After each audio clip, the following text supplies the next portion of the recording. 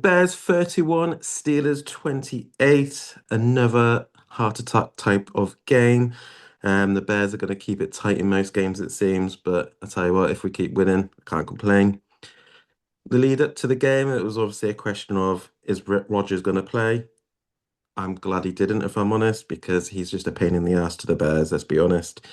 Even if we did beat him, he's won the war against the Bears. He does own us. We've got to put our hands up, and that is just a fact. Even if he's half fit, I would be worried playing against him because it's just the Bears. Um, but obviously, it sounds like he's got more of a serious injury than he was kind of hinting at beforehand. Um, and then so I was quite happy when I heard that Rodgers was out, but then I saw the injury report coming into the game, and it was grim viewing for our defense. Basically, no linebackers, all our starting linebackers out. So then I was concerned, and it meant that the offense would have to score points and play good. And to be fair to them, 31 points, they did do their job. Maybe made it a bit more nerve-wracking than they needed to in the fourth quarter, but the job was done. Moore had a really good game. Best game I would say probably this season for him. Two touchdowns. Started the game with a touchdown, giving the Bears a lead. So it looked like it was going to be happy days, but then the Steelers responded with a 95-yard touchdown. Um, yeah, so to go 95 yards, they could do what they wanted to do on that drive, run, pass. And I was a bit nervous at that point, thinking, is this the defense just going to struggle all day because of the injuries? Um, so that was a bit of a concern. And then we started the second quarter, it was just a very sloppy start, wasn't it? We had Williams get strip sacked in the end zone, and then the following drive we fumbled it again. And then I was very concerned because if the offense was going to be carrying on playing like this, we would have no chance because the defense needed that help due to the injuries that they had. Um, yeah, so going into halftime, we're losing the game 21-17. I don't know what was said, but Dennis Allen deserves a medal because with what he's had all season, he's got those guys playing. And the defense came out in the third quarter, didn't concede a point, which was vital in the end for the Bears win. So fair play to the defense for stepping up. Um, that is some going considering the amount of injuries. I believe we only had like five starters playing on defense.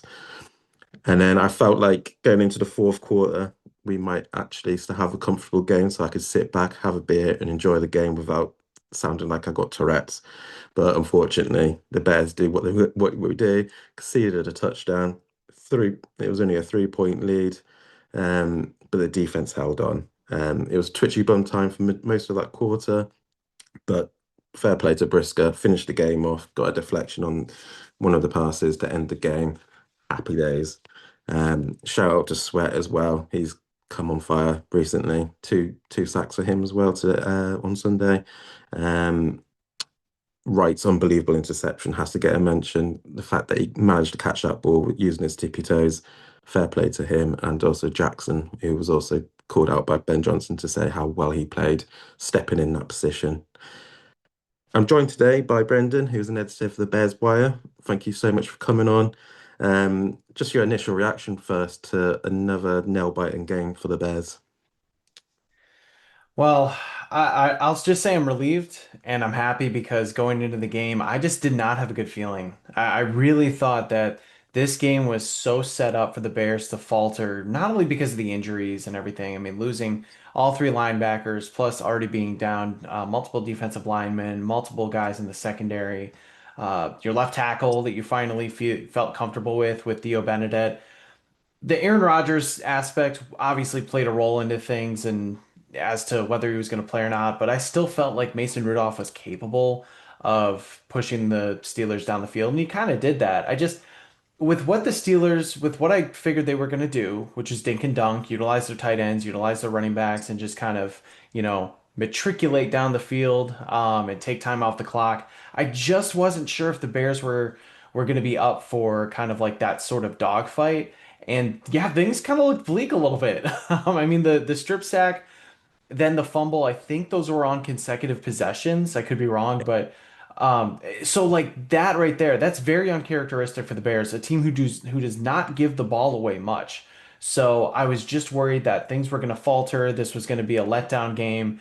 looking ahead to the Eagles and after a three-game winning streak where they're winning by the skin of their teeth, it just to me it felt like things were going to falter. So I was so happy to see that Ben Johnson's game plan was effective. You mentioned Dennis Allen. I thought he called a very, very good game for what he had available. I mean, even the backup linebackers that they had, Amen Ogbongbemiga, he had to step in. Ruben Hippolyte gets hurt. DeMarco Jackson's playing everywhere. I mean, they were going down to their, the bottom of the barrel guys, and not to be disrespectful, but when you lose all three starters like that, it's different, and the chemistry just wasn't there yet. So, um, yeah, this was just a game that this kind of told me that there's full belief from the top to the bottom of this organization. And there's, no matter who, the whole next man up mentality, we always hear that. But with the Bears, you definitely actually believe it with this coaching staff in terms of the belief they have in these other players. And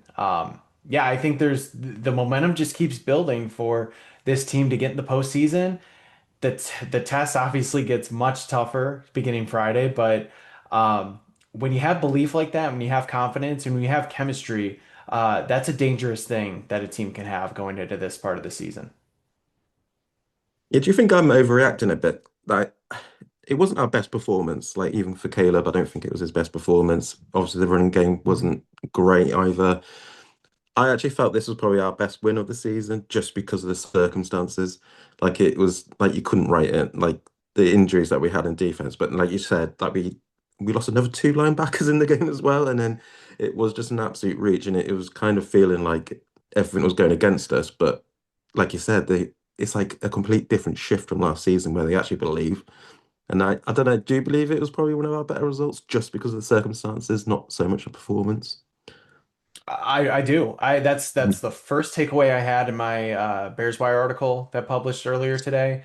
I just looked at it from top to bottom and said this easily was the best win, even though it wasn't the best performance as a whole. And the reason why I would say is you weathered the storm when it comes to these long drives that the Steelers were able to put together. You knew they were what they were going to do, and at times it was tough to stop, but you still found a way to do it. The offense scored two touchdowns off takeaways, which is something that we've been preaching for a long time this year. You have to take advantage when the defense actually takes the ball away and not settle for field goals. The red zone offense was effective. They were 3 for 3 on Sunday. So when you look at those factors, things that the Bears just hadn't done well all season long, Mhm. that alone, I think, just makes it the best win. And you can, I'm sure we'll talk more about Caleb, but yeah, it wasn't his best day statistically. I think he obviously made some big mistakes, missed some throws too, but you also see the decisiveness. You also see the anticipation with the throws inside the pocket. I thought that was one of his better games, actually playing inside the pocket and not bailing out on too many protections. Maybe that was due to what TJ Watt did to him earlier in the game. He didn't want to, tempt fate again. But either way, you see those strides being made. You see other guys getting involved, like DJ Moore. You mentioned him having a good game finally. It's important to get those guys involved. And I'll just end with this: the rookies. I mean, this was a rookie showcase with Colston Loveland getting the touchdown. Luther Burden had 46 yards. Kyle Monangai led the way in rushing, had a touchdown. Ozzie Trapillo comes in. He did well enough at left tackle. Ruben Hippolyte, he was there. Maybe not the best game, but and then because he got hurt, of course. And then Luke Newman coming in, not only as a fullback leading the way on some runs, but also filling in admirably at right guard. So it's cool to see a win not only happen like that, but also look to the rookie class that you've been kind of waiting on and you were all excited about in April and see pretty much every single guy contribute in an impactful way in meaningful football. So yeah, I think you're spot on with that take. So, like, sticking with Williams then, because I said from before the Vikings game, like in before week one, I felt like this season is going to be an up and down year for him because this is his first proper development year because last season was such a, yeah. Um, Mhm. he's got a good coach finally, and he's gonna, he's got a good offensive line, so he's gonna be able to kind of be able to stay in the pocket, not like last season where he was just running for his life, basically. Um, I know yesterday wasn't his best game. I don't think he was bad, but he wasn't great either. But just overall, how do you see Caleb this season? Like, do you think he's developing well, and you are you happy for the future that Caleb is going to be our man? Yeah, I think he's developing well for sure. You definitely and look back to even week one, week two, where he just looks so indecisive. I compared it to when I first saw him against the Vikings in week one. Um, I compared it to a middle school jazz band where the students they're playing the notes, they're moving along, but there's no feel, there's no rhythm, and you're just trying to get to the end and survive. There was no rhythm with how he was playing inside the pocket. It felt like his body was doing one thing, his mind wanted to do another. You're not seeing that nearly as much anymore. The comfort level is night and day. I'm not even talking about last year because we know last year was just about surviving there. Um, he is trusting his protection more. I think he's getting better when it comes to bailing out of pockets and just extending plays. I mean, he's become a Houdini when it comes to just avoiding tacklers. The clutch gene, I think, it's very important when it comes to being able to lead your team back to a win. I remember and this isn't like a whole Justin Fields, Caleb Williams thing. We're past that, but back in 2022, whenever we were going through the fun Justin Fields experience when he was running, he was throwing, things were fun, but the Bears just couldn't win. And the whole discourse out there was the Bears need to learn how to win. Well, I think you have it or you don't. And Caleb Williams just has it. He can lead the guys. The presence is there in the huddle. You can definitely see people gravitating towards him now. It feels a lot more natural than maybe it did before. And you just look, there's always a referendum after every single game. I'm sure you've seen it a ton where we are dissecting every single pass and rep from every single game. And you're basically writing a book report off a chapter. Or not even that. I'm not even gonna say that. A book report off of like two sentences, basically. And I think we lose sight of looking at the bigger picture where this season is a chapter in the long book of Caleb Williams. And at the end of the season, we're going to look back at this chapter and say, hey, this was very good. These spots, maybe not so good, but you can see the direction going positively in terms of just how he's operating the pocket, how he's, finding his receivers, all of that. I'm very impressed with how it's going. There are still things he can clean up, but I think that's going to come. So, um, I'm very excited for the future. He's got all the intangibles. The coach he's taken to coaching and the whole narrative that the marriage between him and Ben Johnson wasn't going to work out. I think is just so far from the truth. These two guys believe in one another, and it's nice to see that we're going to have that for the next hopefully many years, but definitely this is the first year and hopefully what's going to be a long-term situation. Yeah, I couldn't believe the whole Ben Johnson Caleb thing because it was half the reason he's come here is probably because of Caleb being here in the first place. Hmm. And the fact is, I know he came in and he wasn't kind of stroking Caleb's hair and saying, "Oh, you're great." He was calling him out in a good way, and Caleb wanted that. Caleb wanted a coach that was going to test him, and yeah, it was a bit baffling here and all of that. But yeah, I mean, what you said about the mentality of like someone trying to go out and win a game, I felt like even last season of how bad it was he gives us opportunities to win a lot of games, and it was just, Hmm. I mean, you look at the Lions game at Thanksgiving, wasn't it? Where it was just Yep. the timeout scandal. We had missed field goals, so he did give us opportunities to win games last season as well. So you knew he had it in him, and then this season he's just, just taken it to another level, hasn't he? Starting with the Bengals game, he's just gone to, yeah, insane. I got to talk about the defensive line. Obviously, that's been kind of the biggest criticisms, I would say, of the Bears team. To be fair to Sweat, since the bye week, he's actually been a lot better, and he's actually. I know Ben Johnson said it in the dressing room yesterday, didn't he? How impressed are you with Sweat? Like we're finally seeing kind of what we got him for from Washington, basically. I don't know if I'm impressed. I'm happy. And it's definitely good to see the production, but this is also what he was paid to do. So this is sort of the expectation that he was going to be a guy who could get a sack a game, get you a couple tackles for loss, and be that difference maker on the line. So I'm not sure what it was specifically where he was struggling. I know last year he had injuries And this year, his mentality changed quite a bit when Ryan Poles, Ben Johnson, Dennis Allen, all of them singled him out for how hard he was working in the locker room, how hard he was working in the weight room. He was there all the time. And so you're wondering, well, why isn't this translating into production? Part of it, I think, is just getting used to a new system and being, comfortable being asked what to do when it comes to what Dennis Allen is asking him to do. Part of it, I think, is getting guys like Grady Jarrett back. Jervon Dexter having a decent season and having that chemistry with Andrew Billings.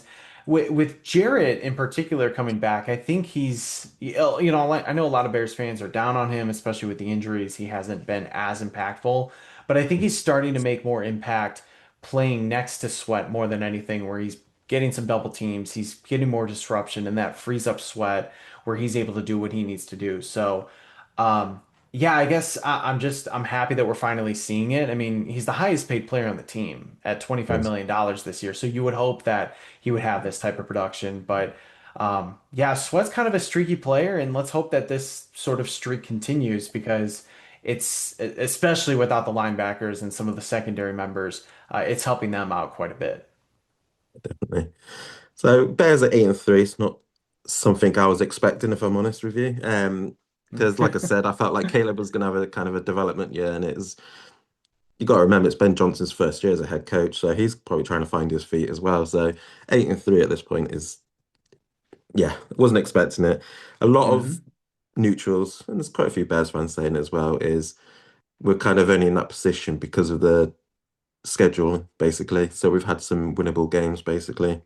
My argument is those games last year, we lose half of those games. And it's like the whole mentality, the whole culture, it just seems to have changed.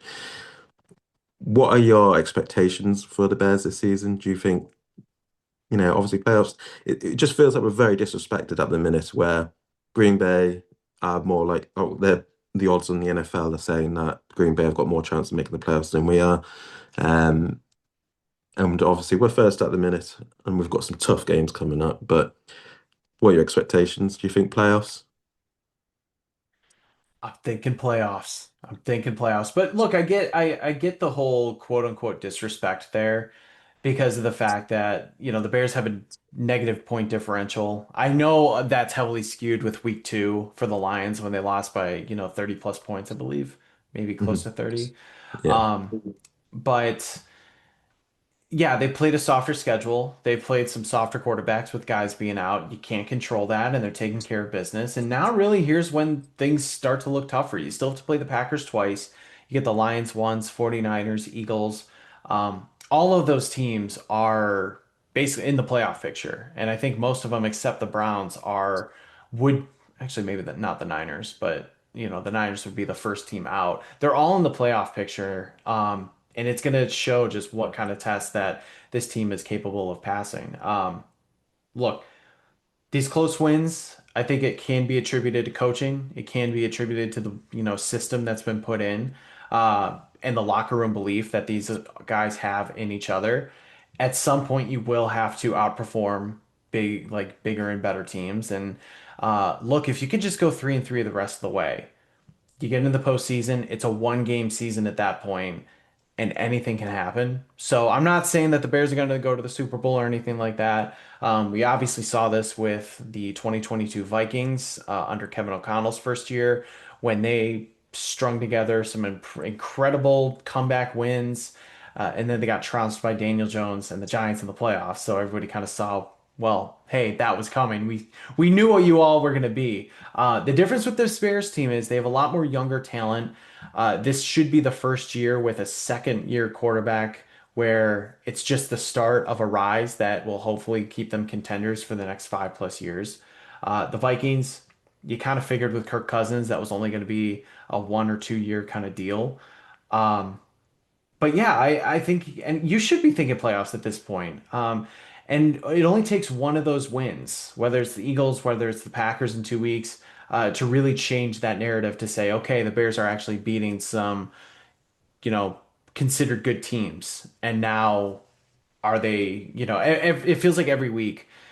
um, the book keeps getting changed where it's like, well, are the Bears actually like a playoff contender? Well, the Bears actually for real. Like you just keep getting more and more and more and raising the level for those questions to be asked. And all you have to do is go out there and take care of your own business. Yeah, don't we play like Green Bay twice in 3 weeks or something like that? I mean, that's going to pour petrol over the Yes. rivalry, isn't it? I mean, that's going to be insane. Oh yeah, it's gonna be I'm quite great. looking forward to that. And then, and then to be fair, I think even the Browns game, I felt like that was probably a winnable game, but I think that's going to be tougher now because obviously the situation with the quarterback and stuff. But yeah, if you're 8-3 at this point, we definitely should be looking playoffs. But like my expectations before before the season started wasn't really playoffs. It was just let's let's tick off Caleb being our number one guy. That's ticked in my opinion.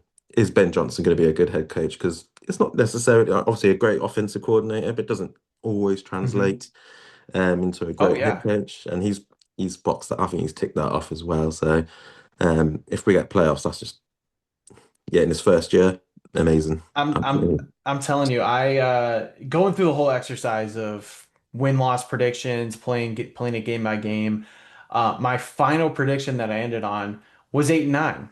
And I was Okay. kind of protecting myself to say, well, I think they'll be improved. I think that the Bears will kind of be like knocking on the doorstep of the playoffs, but maybe not this year yet. And they've already reached that limit. So anything else for me, like in terms of looking at the record, I'm like, well, this is just gravy. But as you said, like expectations change. And so now that they are 8-3, you're not going to be happy with like an 8-9 season or 9-8 season just to say, well, they went 500. Like, no, you've seen what you're capable of. And now it's time to take advantage of the opportunity Mhm. because as we all know, they don't come around often. I mean, the first season like this that we've seen in 7 years, the first potential playoff season we've seen in five, you kind of have to take advantage while the strike while the iron's hot. Mhm. So it's Eagles on Friday. So this is going to be obviously a massive test. They're quite a weird team. It doesn't sound like it's very rosy in the garden over there. AJ Brown always keeps saying things every week, doesn't he? Doesn't sound very happy. Um, but they're still a very good team. I know they kind of bottled it against Cowboys yesterday, didn't they? Again, they're 21 points ahead. Um, how do you feel about us going to Eagles? Are you confident or? I'm not. Oh, I'm not too confident. I still think that this is going to be a loss, but hey, I said that about last weekend too, so I'd love to be wrong two weeks in a row. There are problems in Philly. There's just no identity right now. The run game is broken.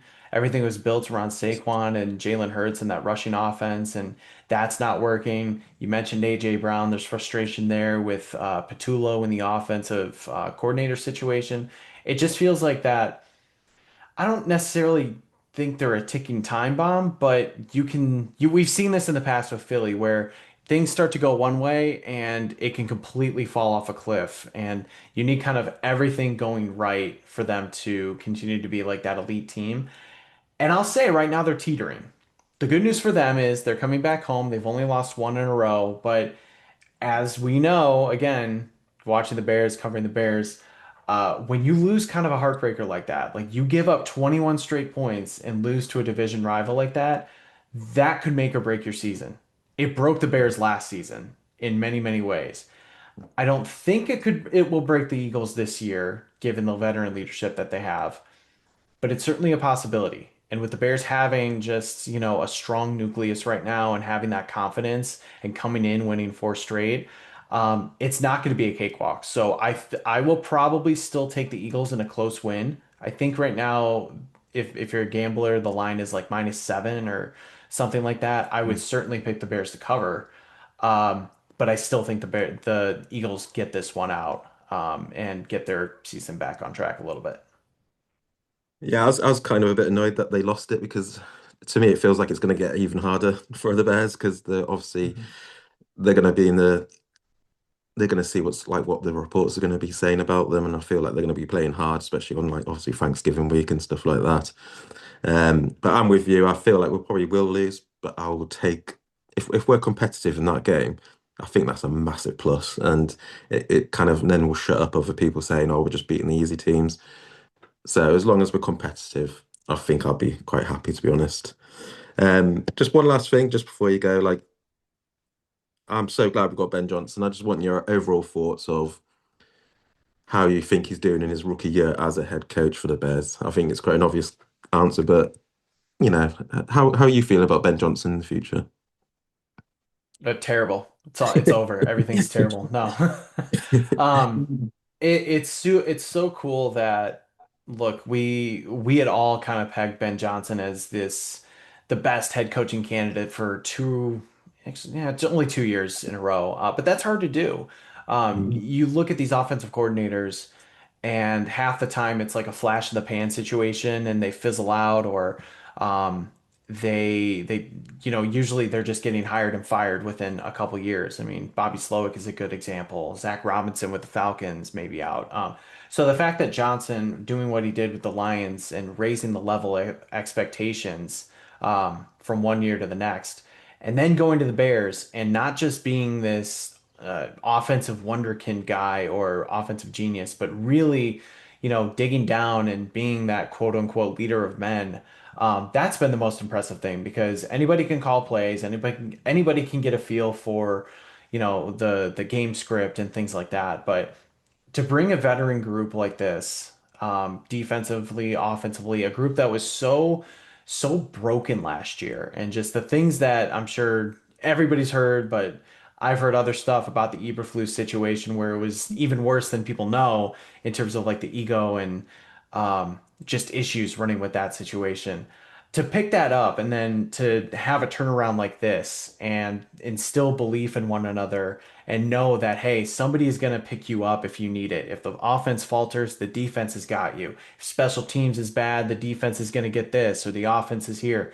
Um, that's so important and impressive. And I thought I was hoping that it would be good. I was hoping that it would be good. But yeah, he's definitely exceeded my expectations in year one, and it's just been fantastic. I don't think this is going to be a situation like Matt Nagy where we were concerned with a fall off and things going the wrong direction after year one because of the overall experience that Johnson has had. And the fact that you're going to be most likely keeping both your coordinators going into year two as well with Declan Doyle and Dennis Allen. He's built such a good support system around him. He knew he didn't have all the answers, so he brought in the people to help him get the answers. I just I'm ecstatic and I'm over the moon with how it's been, and I'm excited to see where it goes. Nah, I'm the same. Very excited. But yeah, thank you for coming on. And obviously, over in America, you'll be celebrating Thanksgiving. So have a great Thanksgiving on Thursday. And hopefully, the Bears can give us some nice dessert and beat the Eagles. But we'll see. But yeah, thank you so much for coming on. And hopefully, speak to you soon. Absolutely. Appreciate you having me.